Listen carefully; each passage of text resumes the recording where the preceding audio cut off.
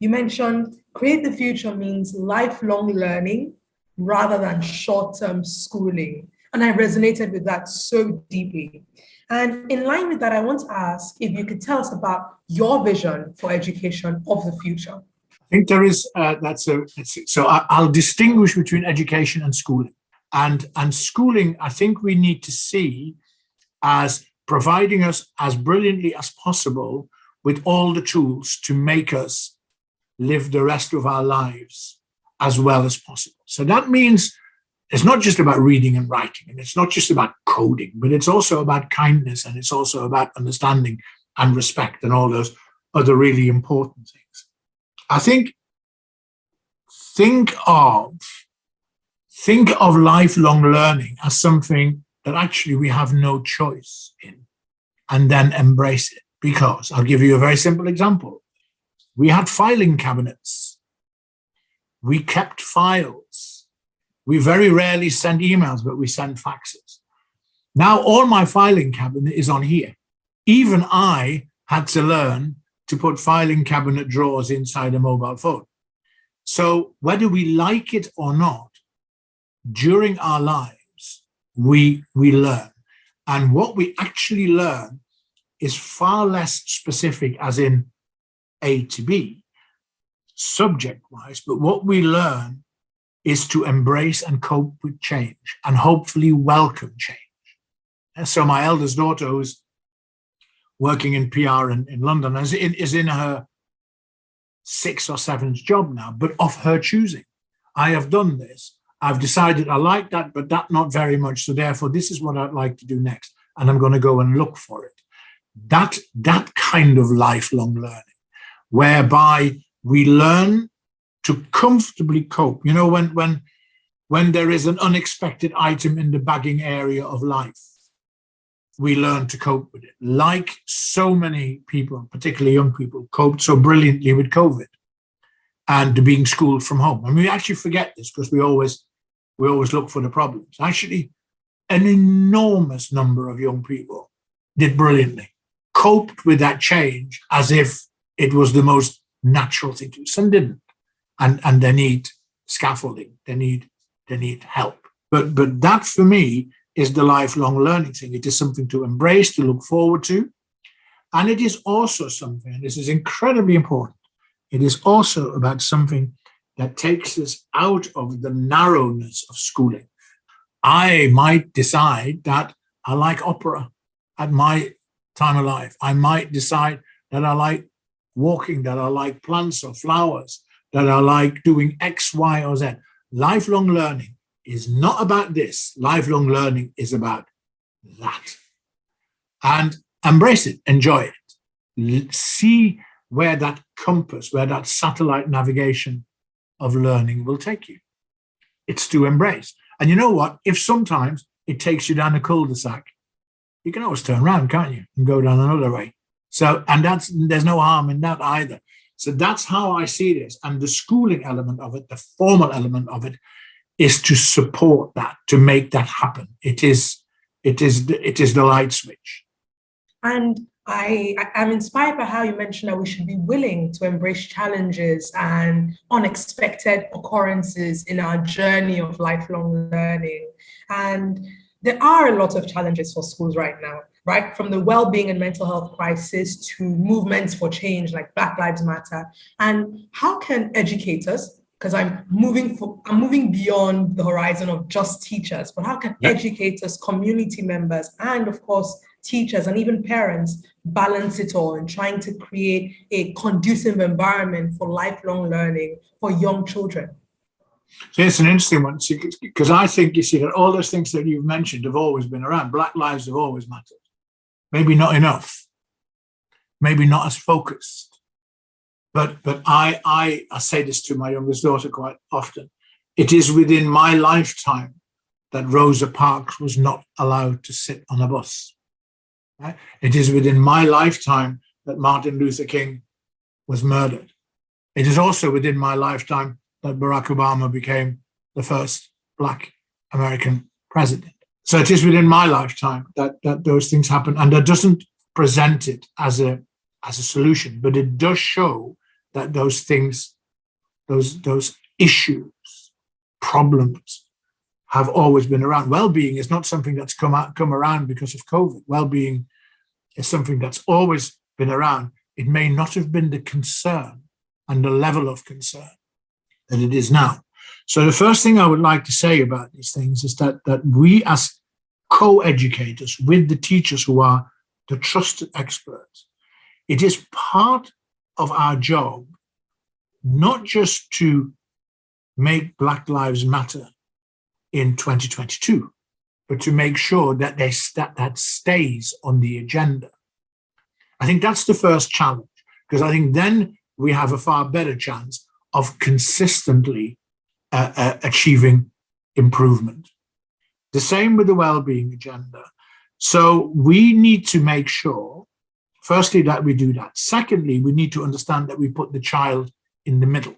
That actually the most important thing is not the issue, it is how we get our young people to work and confront with those issues, how they become part of their lives.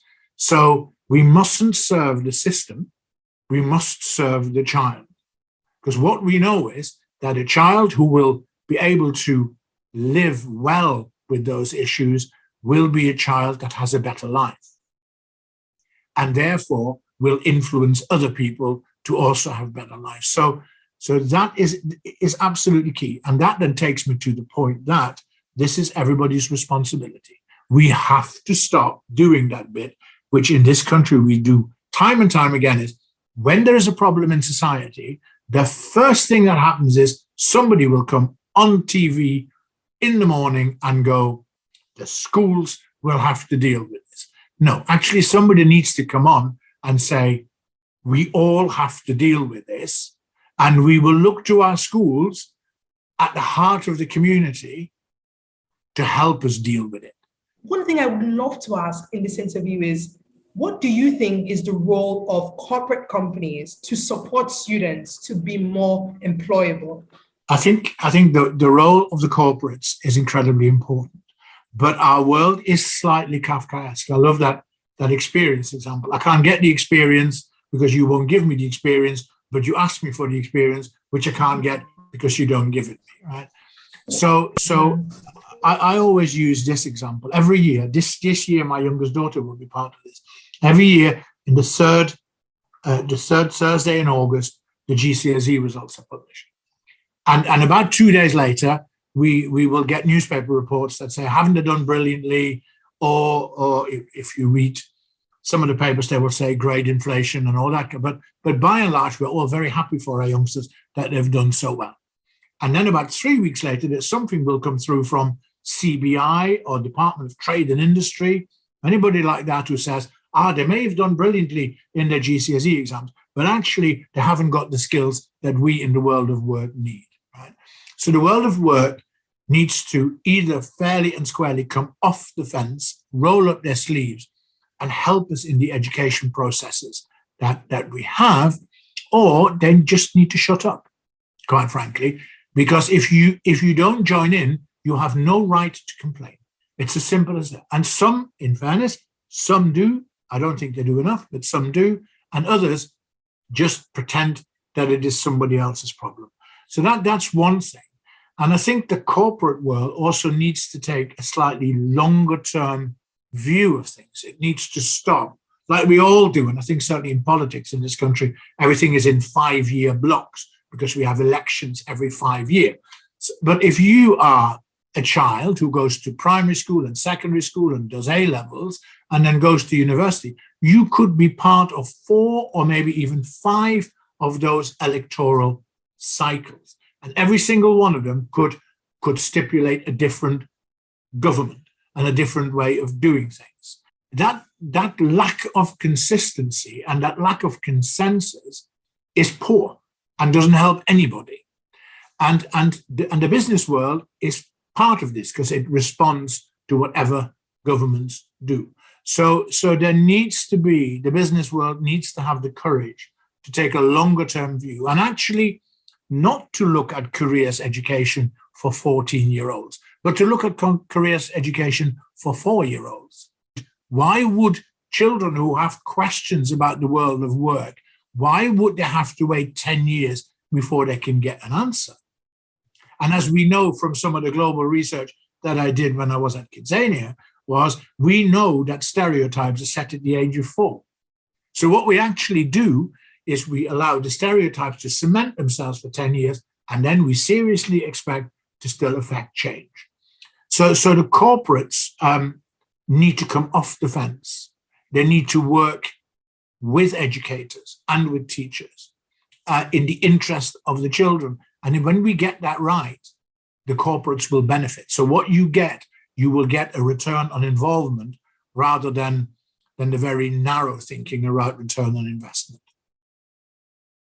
Finally, I would love to ask, why should students enter the Future Leaders of the Year competition, and what are your tips for them? But instead of asking, why should students enter the Future Leader of the Year competition, my question is, why should they not? It's there. Why would you not be interested in that? Why would you not look at it? There is a question as to, do they know it exists? They should all consider applying, and then they will make up their mind whether they will or not, and then they will eventually cope with whether they're successful or not. And that's part of the kind of the circle that we're in. But they should apply. And the top tip is, if you think that you shouldn't apply, my top tip is to sit back, to find somebody to talk to, and to work through why you think you shouldn't apply. And then hopefully, in a number of cases, in a good number of cases, minds will be changed. Because once you feel confident enough to apply, I have no more top tips for you, because you are through the door. And what the rest of that journey then looks like is up to you to shape. But if you're not confident enough to walk through that door in the first place, then the tip needs to be, find your ounce of confidence from somewhere, consume it, and then go through. Thank you so much, Ger. I've enjoyed listening to all the information and knowledge you've shared, and I'm really grateful for this interview.